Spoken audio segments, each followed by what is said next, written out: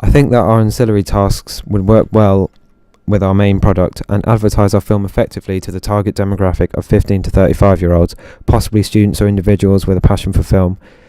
In a real commercial context, the ancillary task would be used to market our film and ultimately create an interest and get people to want to watch it. Firstly, I'll talk about the poster and a few things represented on it. The poster is an essential part of our package and provides a visual representation of what our film is all about. It's all well communicating the appeal of our film through the poster itself but we would need to consider the appropriate place to advertise our poster.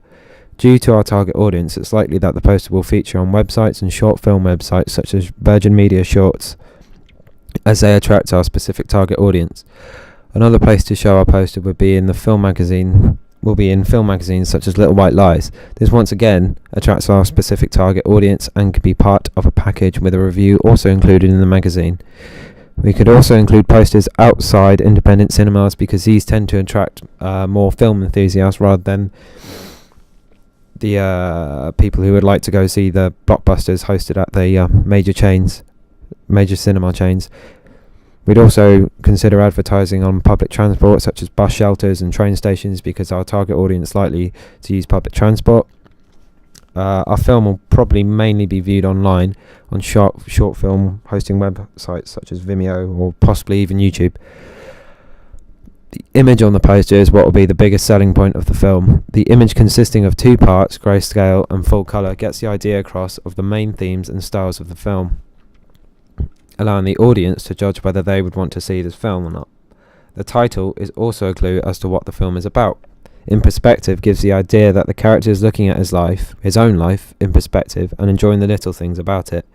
The costume of our character, a normal typical working man suit, represents he is a working man, and the audience can further deduce he is looking at his life in a new perspective as he is fed up of his current 9-to-5 mundane existence.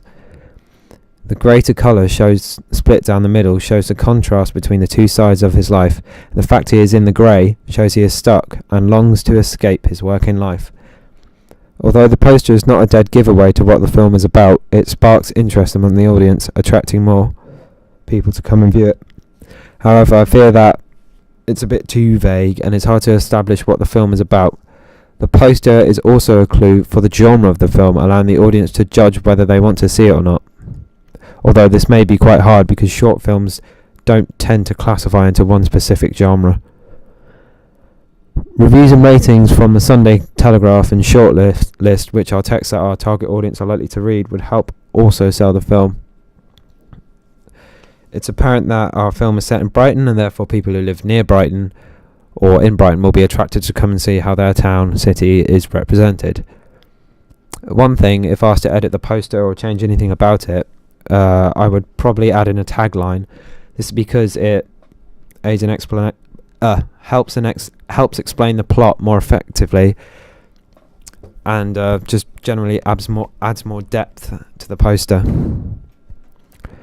As for the review in the style of Little White Lies, a small film magazine, it can swing both ways. A good review can attract an audience and a bad one obviously drives them away.